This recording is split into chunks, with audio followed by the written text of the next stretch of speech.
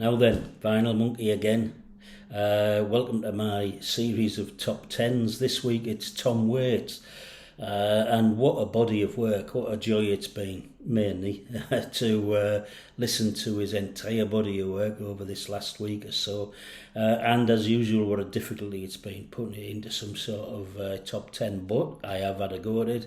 And apologies for the back to front mirror image stuff. I've had some technical camera problems again this week, so I'm having to use the laptop, but hopefully sorted for next week. So here we go on the top 10, and as I've done once before at least, I've sneaked an extra one in by having a joint top 10, and this is Frank's Wild Years from 1986.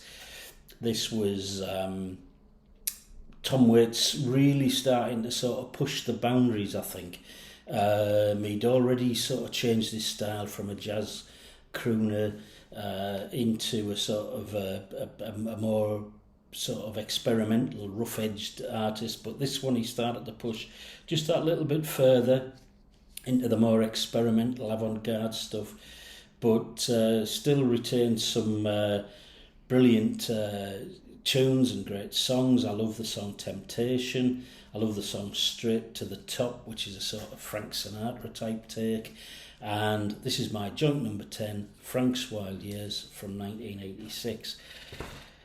I've got it jointly with what I think's a lovely album. This is Foreign Affairs from 1977, and this is just a great storytelling album. All of the 8 or 9 tracks on here sort of tell a story. They're all really ballads and, you know, not difficult to listen to, but beautifully done. There's the band are brilliant. They've got quite a bit of orchestration in there as well. And particularly draw your attention to a superb duet he does with Bette Midler. I Never Talk to Strangers. I'm a sucker for a good duet, and this is a really, really good one. So if you're going to try one from this album, maybe give that a try. I Never Talk to Strangers. It's on Foreign Affairs from 1977, my joint number 10. My number 9 is I've got it on CD actually, but this is Alice. It was 2002, although it was recorded a lot earlier, I think, meant to go in connection with some sort of musical about Lewis Carroll's Alice, but this is just a beautiful collection of songs, very, very strong songs. They're all credited to Tom Waits and his wife Kathleen Brennan, the Irish playwright, and really don't want to say much more about this. Beautiful stuff, but draw your attention to the title track, Alice. I think it's one of the most gorgeous songs that Waits has ever produced. So that's Alice from 2002, my number 9. My number 8 is an incredible body of work. This is Orphans, Brawlers, Ballers and Bastards from 2006. And this is a sort of CD box set. It's a triple album. There are almost 58, 59, 60 songs on it, something like that. And they're separated into, as I've just suggested, Brawlers, sort of bluesy rockers, Ballers, sort of weepy ballads, and Bastards, the sort of more avant-garde, experimental, discordant, more inaccessible sort of stuff. And certainly in all of the later Tom Waits albums, you get a mix of those type of songs across an album. Here they've been separated into 3 separate albums, and I mean it certainly works. They're really, really strong songs. The difficulty I have with this is I don't think I've ever listened to the whole thing all the way through. There's so many songs, so I've never really got round yet, anyway, to enjoying it as one coherent piece of art.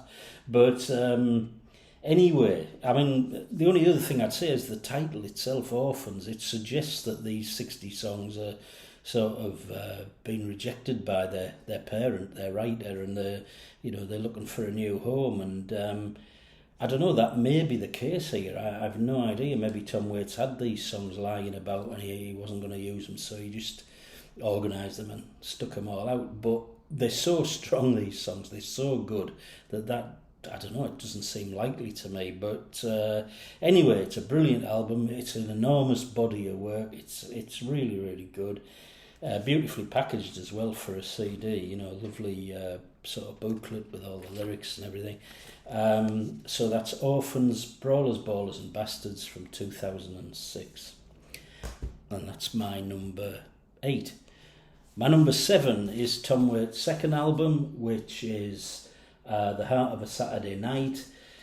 His opening album, Closing Time, sort of is very similar to that, but I think he's really sort of forging his way into the, as I said before, the underbelly of American society here. And I used to love playing this before I went downtown Hartlepool on a weekend night. And yeah, it just gets you in the mood, I think. And the title track itself, lovely, but generally right through the whole album, really strong, very listenable, classic early Tom Waits. That's Heart of a Saturday Night from 1976. And that's my number 7. My number 6 came out the year after. This is Small Change. This is on the front cover, a photo of Tom Waits in a stripper's dressing room, and this sort of belies Tom Waits' origins, where he was a piano player in strip clubs and dives in San Diego and across the west coast of America before he was spotted by somebody from Asylum Records, I think. And this is just gorgeous songs. This is early Tom Waits at his really very, very best. And the opening track, Tom Trowbert's Blues, superb. And that's one of the tracks he did play on the Old Grey Whistle Test, which, did I say? Yeah, I did say that was where I first come across Tom Waits in 77, something like that. It's where I come across many new bands and sort out... you know, people and bought the stuff after hearing them first on Whistle Test, and Tom Waits was one of those. So, yeah, thanks to Bob Harris and co for that. But Tom Trowbert's Blues, listen to that, look up the video on YouTube. Superb stuff from 1976, Small Change. My number 5 is also on CD. I bought most of Tom Waits sort of late 90s, early 2000s on CD before I moved back to vinyl. But this is Mule Variations from 1999. And this is just a really, really strong Tom Waits album. It's got all of his styles that you'd expect. It's got the ballads and the stompers. Yeah, just a very, very strong album. Lovely photographs as well on the in the packaging. It would be much better on vinyl, where you could enjoy the artwork and the lyric sheets much better. But hey ho, that's all I've got here. I draw your attention particularly to the song Hold On. Lovely song, brilliant video to go with it on YouTube if you want to look that up. But that's Mule Variations from 1999, and that's my number 5. Number 4 was the first Tom Waits album I ever bought. This is Blue Valentine from 1978. Gorgeous songs all the way through. My favourites are Christmas Card from a Hooker in Minneapolis and on side 2, Kentucky Avenue. The first one of those, the Christmas Card from a Hooker in Minneapolis, it's written in the form of a sort of verbatim letter from a hooker in Minneapolis to her friend, trying to persuade her friend that her life's turned around for the better, that she's met a decent guy, that you know, things are on the up. But as you might expect with a Tom Waits song, there's a sort of bitter twist. It's not quite what it seems, but it's beautifully written and beautifully sung. And then the other one I mentioned, Kentucky Avenue, it's just the way I read it or hear it, it's a tribute to the strength and power of true friendship. Yeah, really, really makes the hairs on the back of my neck stand up and think about, makes me think about friends and friendship, and it's a beautiful song. But it's a great album, Blue Valentine from 1978, and that's my number 4. My number 3, it's starting to get difficult now to differentiate them, but I've put as number 3 Rain Dogs from 1985. And this was the second album that Waits produced on Island Records. He'd moved to Island Records because they didn't like the direction he was taking, much less commercial. It was, this is, as I said earlier, sort of beef hearty and stomping, shouting, perhaps not as easy listening as his earlier stuff, but the songs are just absolutely stunning. And this is, it's a great album.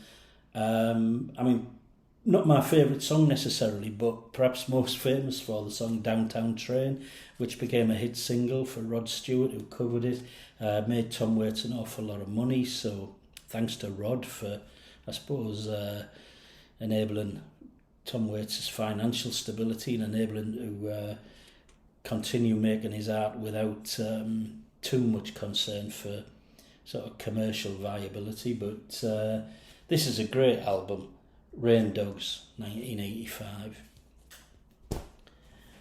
My number 2, it's a one-off. This is absolutely brilliant. This is Nighthawks at the Diner, a great photo of Tom Waits in an American diner.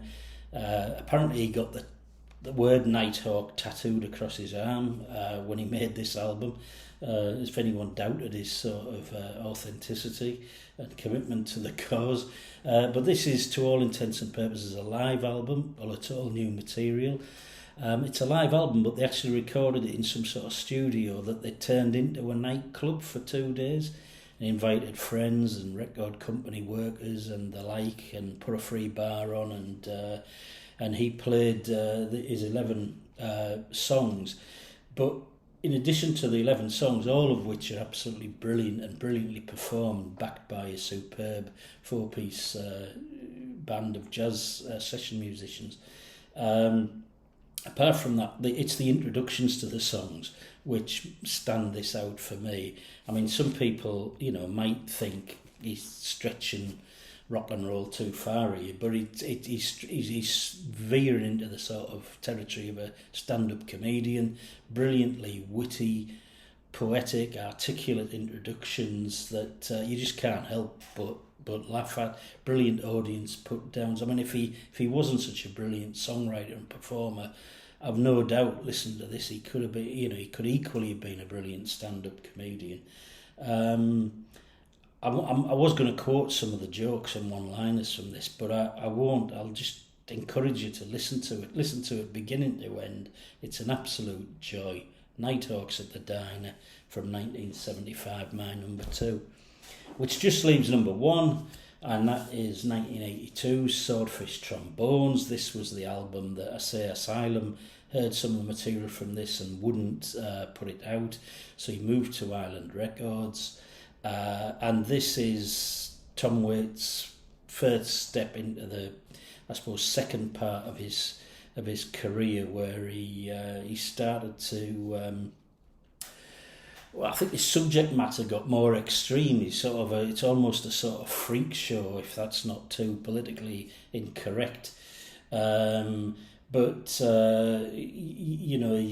songwriting and his musical accompaniment on here is just absolutely stunning. And on this one and on Rain Dogs, he's got a new band. He's got some different band members anyway, which include Keith Richards on guitar and Mark Rebo, who's a superb, edgy, angular sort of guitarist, real distinctive style, which suits Tom Waits' songs. But on here we've got Shore Leave, beautiful song. We've got Johnsburg, Illinois, gorgeous, about Tom Waits' hometown.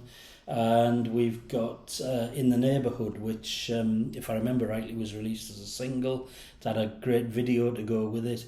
But just a groundbreaking landmark album, really changed his sort of direction and formed his direction for the next 40 years, I suppose. But superb stuff. I keep going back to this one. Never get tired of listening to it. It's never dated. Swordfish Trombones from 1982.